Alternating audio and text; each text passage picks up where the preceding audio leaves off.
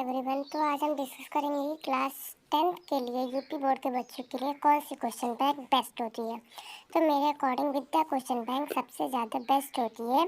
इसमें हम बताएंगे, पेपर भी सॉल्व करके दिखाएंगे कि कौन सी सबसे बेस्ट होती है और ये विद्या क्वेश्चन बैंक क्यों बेस्ट है। तो मैंने 2020 में 10th का पेपर, मतलब 2021 में दिया था 10th का पेपर। लॉकडाउन में वैसे हम लोग का पेपर हुआ नहीं था 2020 में, तो फिर मेरा नंबर कम आया था तो मैंने 2021 में दिया था पेपर। लेकिन क्वेश्चन बैंक मैं पुरानी ही एक अपने मतलब सीनियर से लिया था, तो भी मतलब ज़्यादा वो कुछ डिफरेंस नहीं होता है। तो देखिए इधर ये क्वेश्चन बैंक में पूरा दिखाया रहता है इसमें क्या क्या है। इसमें ये देखिए है पूरा, ये रस है, अलंकार है, छंद है, ये पूरी चीज़ें अच्छे से बताया रहता है। फिर इसके बाद इसमें क्या क्या रहता है, विषय सूची, ये सब है। ये सब बहुत मेन रहता है। हिंदी गद्य के विकास का संक्षिप्त परिचय, ये सब बहुत ज़्यादा मेन रहता है। हर एक चीज़ याद करनी चाहिए इसमें मैंने पूरा ही सब कुछ याद किया था। एक एक दिन में अगर एक क्वेश्चन याद करेंगे तो भी अच्छे से याद हो जाएगा। और ये सब भी मतलब इसमें काल के बारे में पूछा रहता है, ये सब भी बहुत ही ज़्यादा मेन होता है।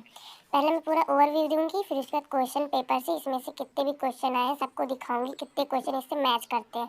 सबसे बेस्ट होती है विद्या क्वेश्चन बैंक। अगर आप एनसीईआरटी से नहीं पढ़ते तो भी आप कुछ भी मत पढ़िए, अभी तक किसी ने अगर कुछ नहीं पढ़ा 10th के बच्चे, तो आपके लिए सिर्फ और सिर्फ ये विद्या क्वेश्चन बैंक ही एक मतलब समझ लो चाबी है। यही सिर्फ इसी से पढ़ने से मैं इतना दावा करती हूँ कि 80% मतलब तुम लोग का हिंदी में 80% तो रहेगा ही रहेगा, क्योंकि बहुत ही अच्छा, बहुत ही हेल्पफुल रहती है ये क्वेश्चन बैंक। इसमें हर एक देखो यहाँ पे प्रमुख लेखक के नाम सब दिए रहते हैं, सब अच्छे से। और अभी मैं बताऊंगी कौन कौन से मेरे पूरे पूरे पेपर में, मैंने जो पेपर दिया था पूरा इसी में से आता है और हमेशा इसी में से ही आता है, कहीं से भी नहीं आता। आपको एनसीईआरटी पढ़ो, लेकिन ज़रूरी नहीं, अगर आपने नहीं पढ़ा तो छोड़ो सब कुछ। अभी पेपर बहुत ही जल्दी आ रहा है, तो सिर्फ और सिर्फ आप लोग अपने 10th के लिए ये विद्या क्वेश्चन बैंक खरीदिए और कुछ भी नहीं, और सिर्फ इसी में तैयारी करिए। और पीछे पेपर पैटर्न दिया रहता है, वो सब आप लोग देखिए, फिर उससे आप लोग की पूरी तैयारी हो जाएगी। यहाँ पे गद्यांश पर आधारित प्रश्न उत्तर जो भी बुक में रहते हैं, मित्रता लेसन है तो उसका पूरा दिया रहता है। और इसमें अभी हम आपको दिखाते हैं, ये देखिए ममता का है तो पूरा लेसन दिया रहता है। तो इसमें पूरा ये गद्य का हो गया। अभी आगे फिर हमारा ये रहता है पद्य का, सूरदास का, इधर पूरा सब कुछ दिया हुआ है, सब कुछ इधर तुलसीदास का सब कुछ दिया हुआ है। इधर देखो ये पहले ये श्लोक रहता है, फिर उसके नीचे सब उसका वो रहता है, संदर्भ प्रसंग सब व्याख्या सब रहती है। आप लोग बहुत ही अच्छे से याद कर सकते हो। इसी में से आता है, मैं 10 बार बोलूँगी, इसी में से आता है सब कुछ। और टोटल क्वेश्चन सब इसी में से आता है पूरा, कहीं आपको नहीं पढ़ना, कुछ नहीं पढ़ना, सिर्फ यही विद्या क्वेश्चन बैंक ही पढ़ना है। और मेरा भरोसा करो आप लोग बहुत अच्छा नंबर लेकर आएंगे। इसमें देखिए सबकी जीवनी लिखी रहती है, इसमें से जो जो आपको याद करना है। इसमें मैंने सिर्फ याद किया था, यहाँ पे पद्य में गद्य में याद किया था आचार्य रामचंद्र शुक्ल की जीवनी याद किया था, और जयशंकर प्रसाद की। तो जयशंकर प्रसाद की मैं लिख के आई थी, दो ही मैंने याद किया था, दो ही मैंने, जो आपको मेन लगे वो आप याद कर सकते हैं। इसमें देखिए जीवनी बहुत ही अच्छी सी रहती है, और आप इसको शॉर्ट में भी कर सकते हैं, मैंने शॉर्ट में भी किया था। इसको आप अच्छे शॉर्ट में कर सकते हैं। सारे जितने भी लेखक हमारे बुक में रहते हैं सबकी जीवनी रहती है इसमें, ये देखिए सबकी जीवनी रहती है। और उसके बाद ये तो हमेशा बहुत ही अच्छे से इसको देखना, गद्य खंड में संकलित लेखों का संक्षिप्त परिचय, इसको बहुत ही अच्छे से एक बार रिवाइज करना रहता है, ये रिवाइज के लिए होता है। और ये सब देखिए इधर भी सब होता है काव्य खंड के लिए। फिर इधर संस्कृत का हर एक चीज़ रहता है, समझ लो पूरी गाइड भी है, पूरा मतलब सब कुछ चाहिए आपको 10th में सिर्फ यही पढ़ना है। और अभी बहुत कम टाइम है, सिर्फ आप इसी को पढ़िए और 100% बहुत अच्छा मार्क्स आएगा। इसी से A to Z क्वेश्चन सिर्फ और सिर्फ इसी से आता है। ये देखिए सारे श्लोक के भी वो संदर्भ प्रसंग दिए हुए, अनुवाद भी दिया हुआ है। और यहाँ से हमारा शुरू होता है संस्कृत का, वाराणसी चैप्टर था तो इसमें क्वेश्चन आंसर सारे संस्कृत के दिए रहते हैं। हाँ, संस्कृत का नहीं, ये जो भी होता होगा। तो अब यहाँ पे है काव्य संदर्भ। अब देखिए यहाँ पे रस अलंकार छंद पूरा दिया था, इसी में से सिर्फ आता है, कहीं से आपको नहीं पढ़ना है। आप हमें ज़रूर से ज़रूर, अगर एनसीईआरटी बुक कुछ भी ना खरीदे लेकिन विद्या क्वेश्चन बैंक ज़रूर खरीदेगा, बहुत ही हेल्पफुल रहती है, मतलब बहुत ज़्यादा हेल्पफुल, और बहुत अच्छा आपका नंबर आ सकता है, ये मेरा वादा है। और मतलब आपको जो जो मेन लगता है वो आप अपना कर सकते हैं, इसमें सारी चीज़ें रहती हैं। और मैं तो सच बोल रही, इसी से मैंने प्रिपरेशन किया था, इसमें एकदम मेन हर चीज़ें दी रहती हैं, पर्यायवाची है। और फिर यहाँ पे संस्कृत का अवकलन अनुवादी, मतलब ये देखिए व्याकरण का सारा चीज़ें रहती हैं, संधि रहता है। और यहाँ पे देखो ये जो आता है हम लोग का संस्कृत में, पहले इसको रहता है हम दोनों विद्यालय गए, तो फिर ये पूरा इसका अनुवाद में दिया रहता है।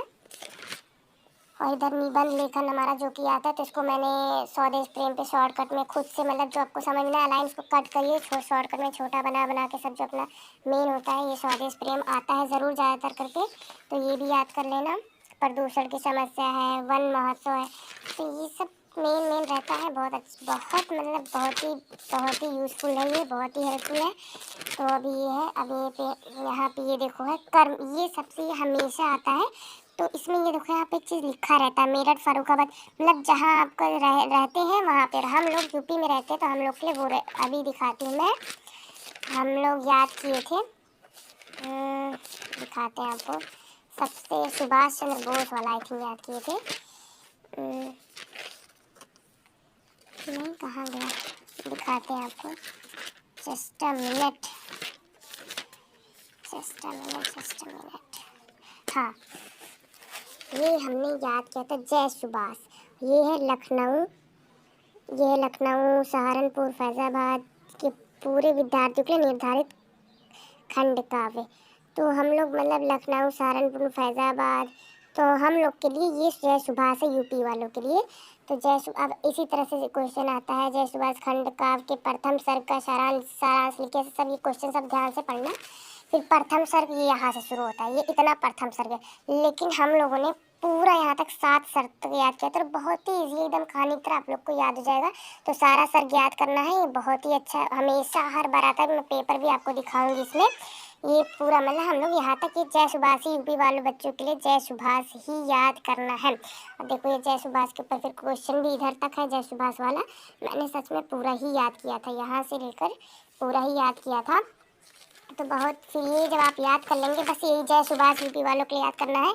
अब सीधे यहाँ पेपर का पैटर्न रहता है, सेम इसी पैटर्न में पेपर आता है, और एकदम ऐसा ही आता है। और सबसे अच्छी, हमेशा बच्चे पूछते किस कौन सी क्वेश्चन बैंक अच्छी है 10th यूपी बोर्ड के लिए, तो मैं हमेशा बोलूँगी विद्या क्वेश्चन बैंक ही अच्छी है, और उसी से पढ़ना। फिर तुम लोग सच में समझ जाओगे जब पेपर देकर आओगे, पूरा टोटल वही आता है। अब आप लोगों ने ये पेपर देख लिया, अब मैं आप लोग को दिखाती हूँ। ये देखिए है क्वेश्चन बैंक की। अब ये मैंने जो पेपर दिया था 2022 में, 22 का, 21-22 का, तो इधर है निम्नलिखित कथनों में इसको ये कथन सही है। मित्रता, ये तो आप लोग समझ जाते हैं, ये तो पढ़ लेंगे। ये देखो इधर कथ्य सही और गलत पहचानना है, तो यहाँ पे हम जैसे ही विद्या क्वेश्चन बैंक खोलेंगे, ये आइए, ये देखिए यहाँ से वही चीज़ शुरू होती है। नंद दुलारे वाजपेयी कहानीकार के रूप में प्रसिद्ध है, सत्य असत, ऐसे होता है।